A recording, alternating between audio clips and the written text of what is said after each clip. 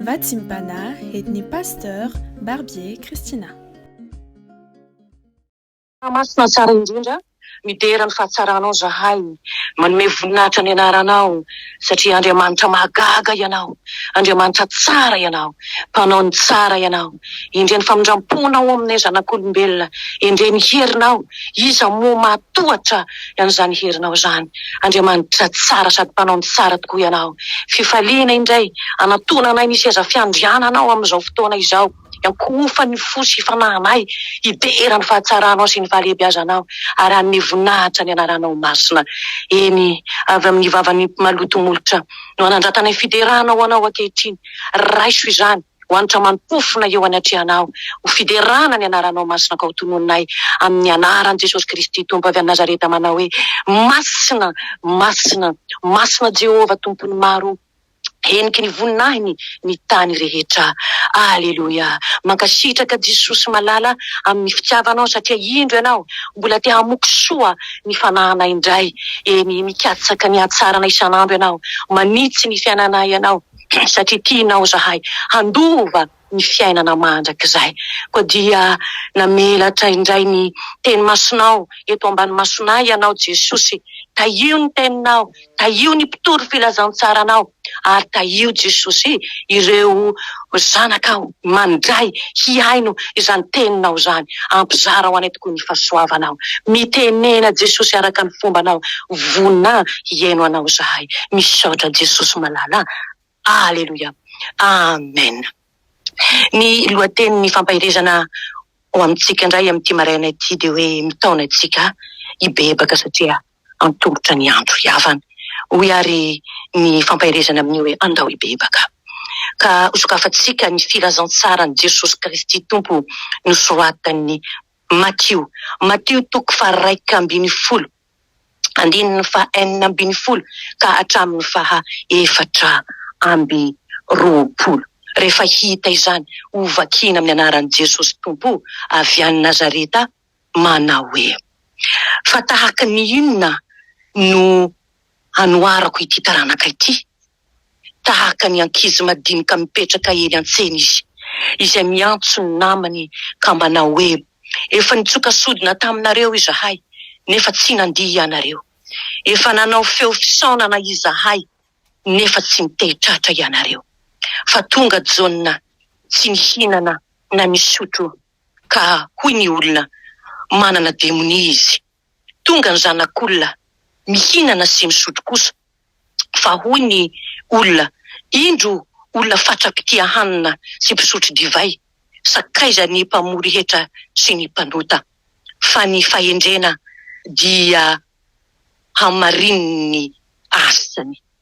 Ary tamin'izany dia vao ny teny mafy ny tanàna izay nanaovana ny akamaroany asa lehibe izy, satria tsy nibebaka ireo ka nanao hoe lozanao ry Korazina, lozanao ry Betsaida, fa raha mba tany Tiro sy Sidona no nataonao ny asa lehibe izay nataonao teo aminareo, dia hoefa nibebaka ela tamin'ny lamba fisaonana sy ny lavenona ireny.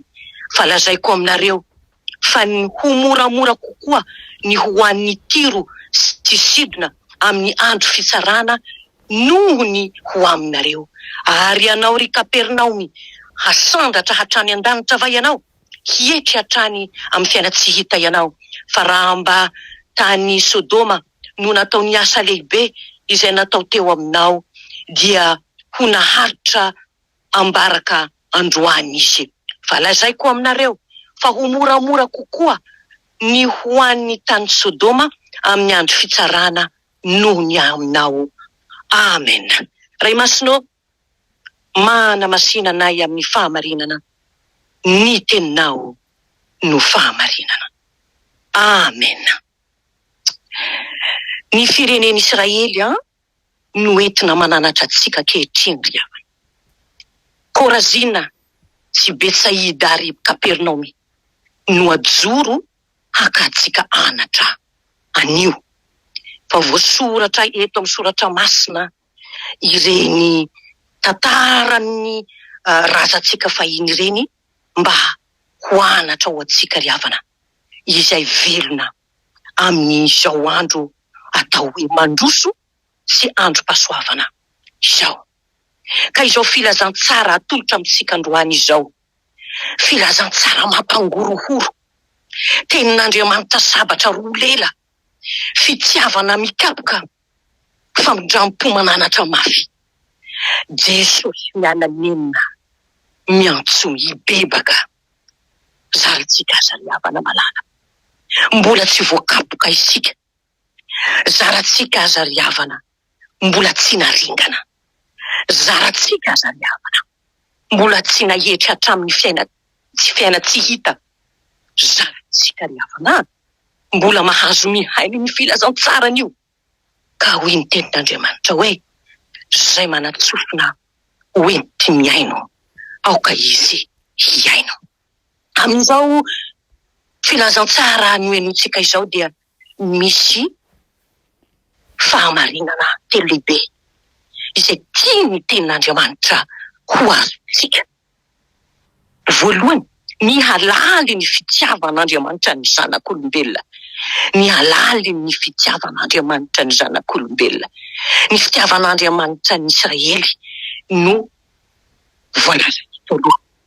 Ny fahasoavana mananambiampy izay nomena ny Korazina sy Betsaida, ny soa tsy hita olazaina narotsaka ho an'ny Kapernaum.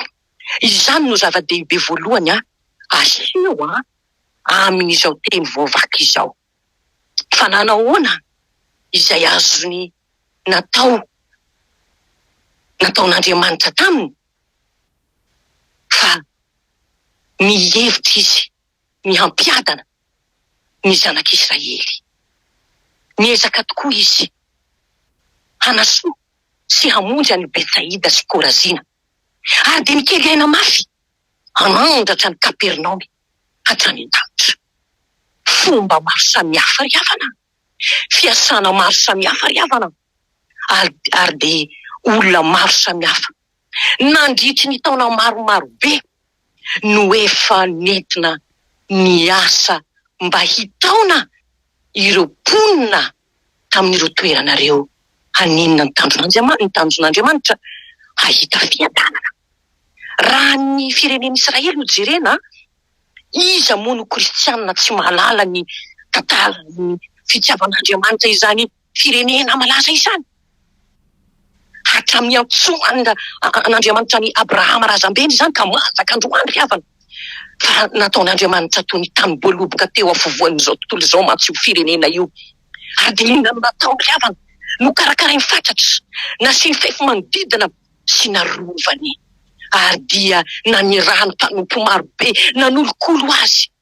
Ary dia ireny rehetra ireny sy ireny maro be voalaza anatin'ny Baiboly dia samy karakarana mahafapo daholo natao amin'ny Israely avokoa, mba hahatonga azy ho tena olon'Andriamanitra miadana amin'ny tany tondra dronono sy tantely izay tany nampanantenan'Andriamanitra azy.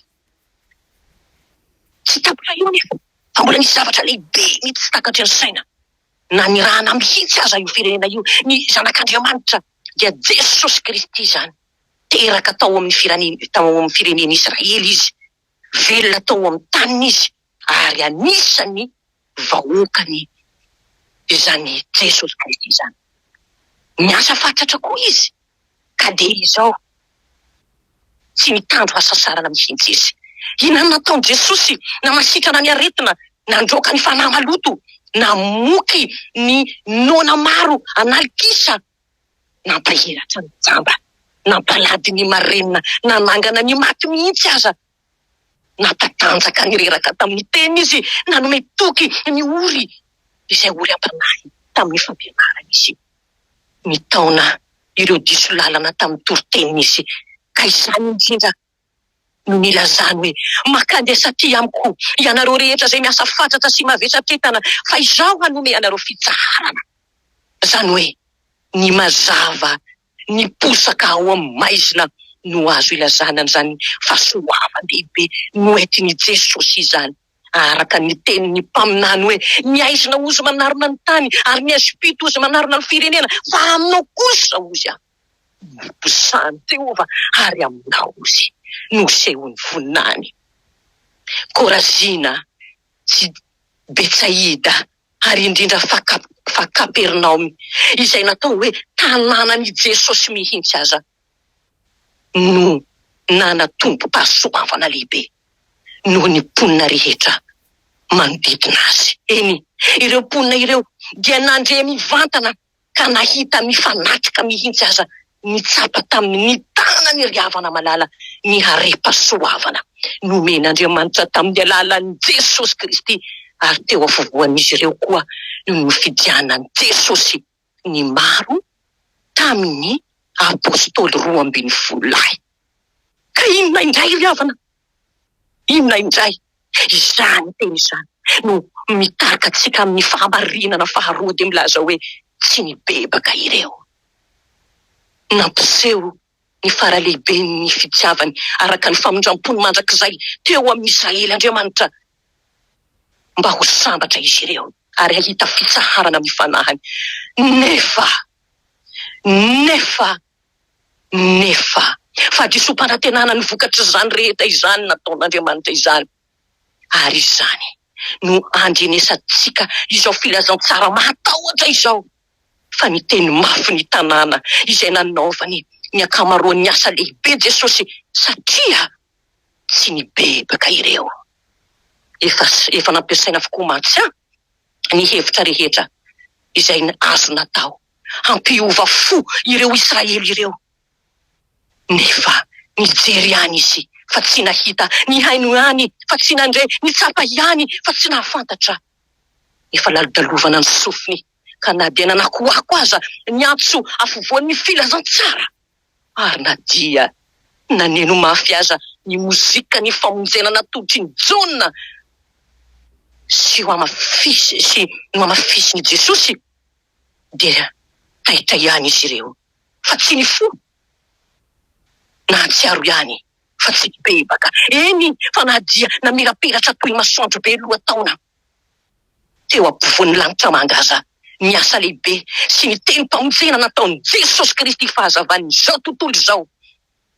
Ny maso jambe tsy mahita, izay miny amikipy tsy mahajery.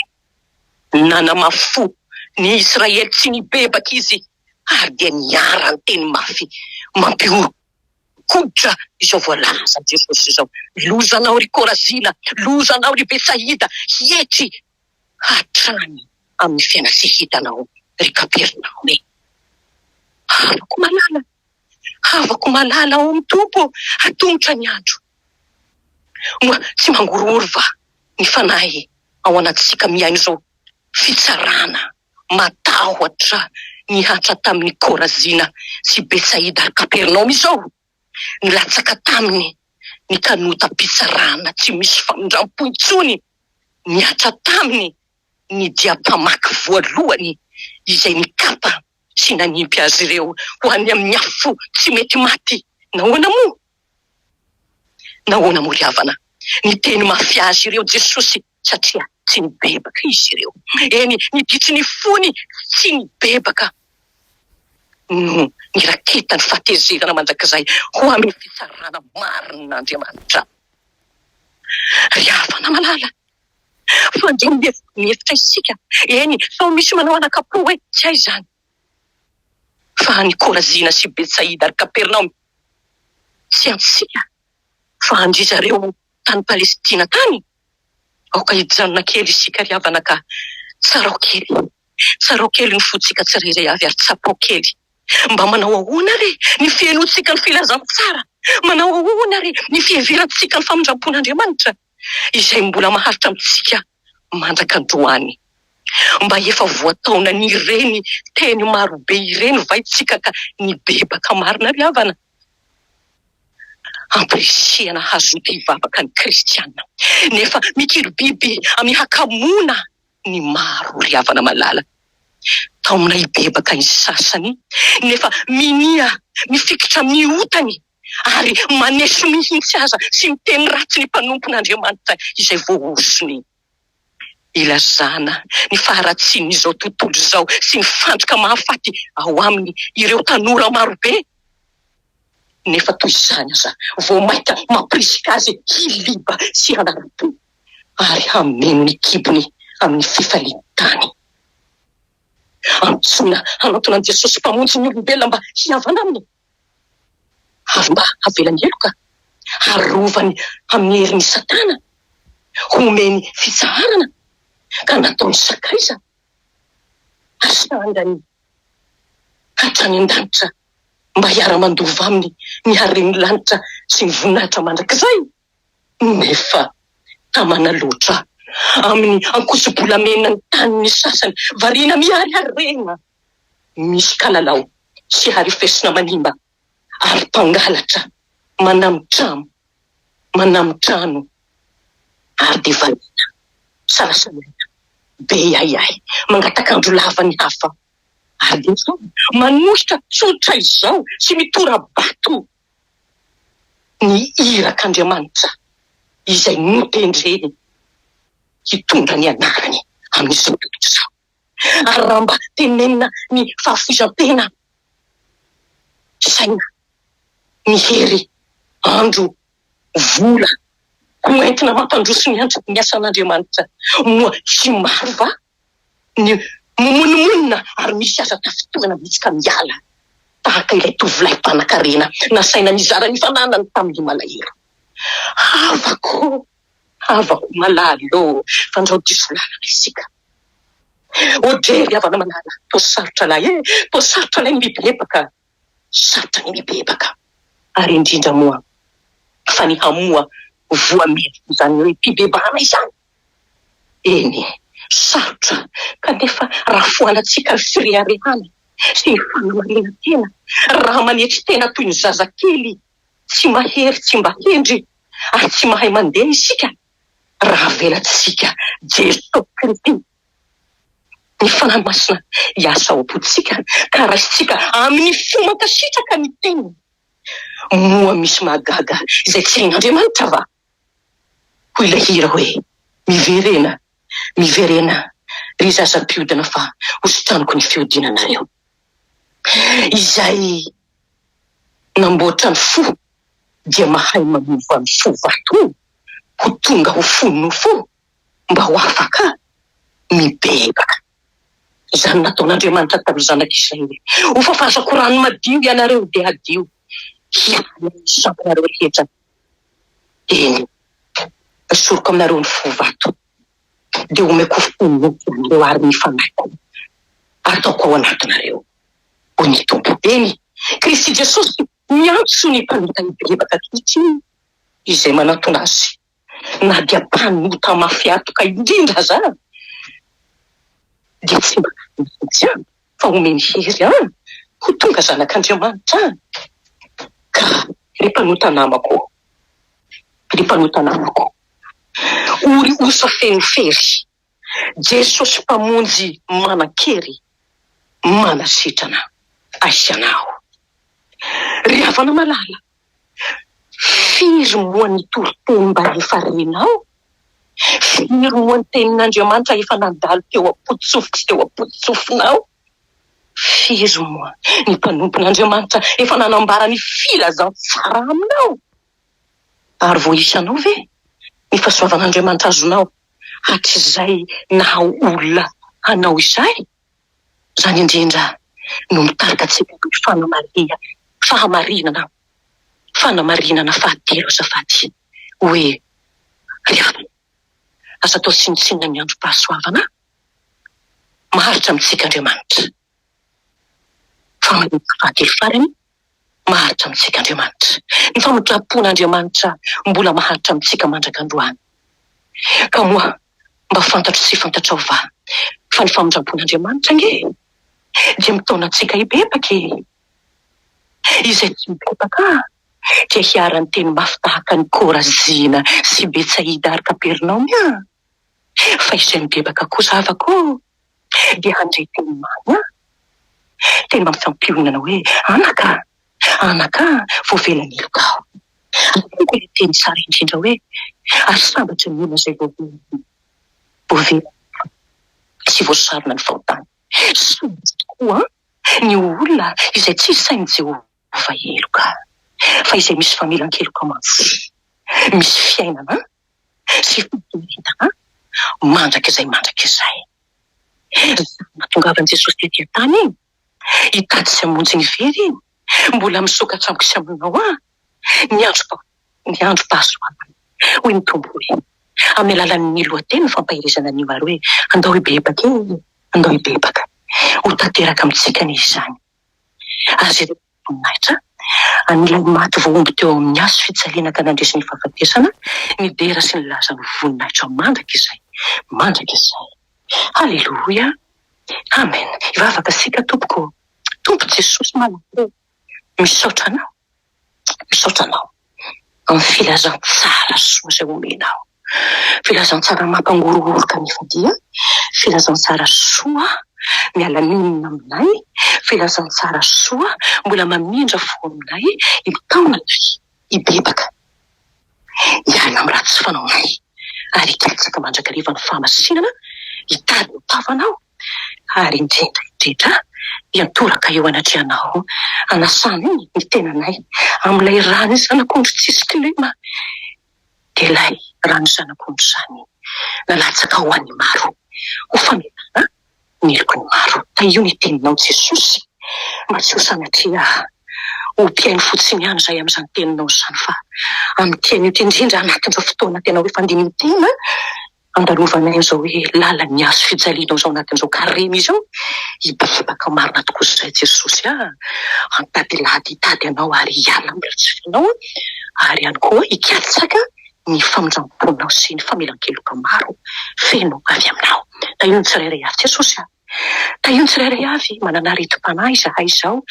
Andriamanitra mahay ny zavatra rehetra anao sitrano Jesosy raha mety ianao, ary hitanao koa ny ady rehetra izay lalofany ny fiainanay, reny dia sakana Tompo, sakana ireny tsy ahitanay ny voninahitrao, sakana koa ireny Jesosy malala mbola mifikitra hifikiranay Jesosy amin'ny ity izao tontolo izao ity Jesosy malala. Heverinay any amin'ny hafa mantsy ny an-tany famonjena, kanefa anio ny filazantsara soa dia milaza aminay fa ao aminao rery ihany Jesosy malala koa mahitana ny famonjena. Ta io tsy ampahirizo ny zanakao Andriamanitra.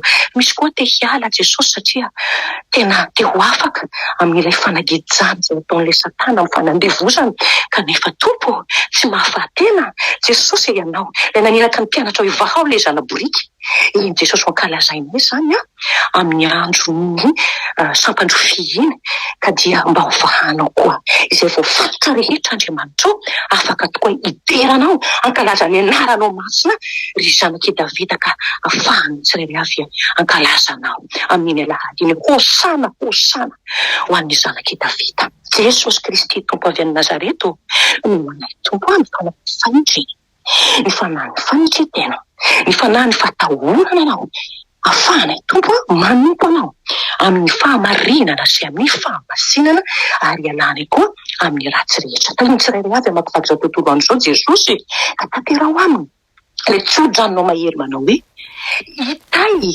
antsika ny Jehova ka hiaro antsika, hampamirapiratra ny tavany amintsika ny Jehova ka hamindra fo amintsika, hanangatra ny tavany amintsika ny Jehova ka hanome fivelomana sy fiadanantsika. Aza matahotra ianao ny Tompo, fa momba anao aho eny azo mifikirika foana fa izao ny Andriamanitra ao, mampahery anao aho ny Tompo, sady mamonjy anao raha mibebaka ianao ny Tompo eny mitantana anao amin'ny tanakavanan'ny fahamarinako aho. Koa ny tenin'ny Tompo mandeha ary hoy Jesosy amin'izao herinao izao fa fanaka voafidy eo ampelantanako ianao ho fitonjanarako. Hoanao kosa Kristy Jesosy tianay, mbola miala nenina aminay, Andriamanitra tsara, Andriamanitra maharo-po, be famindram-po, mipetraka eo amin'ny seza fiandrianana masina ny manirinarina.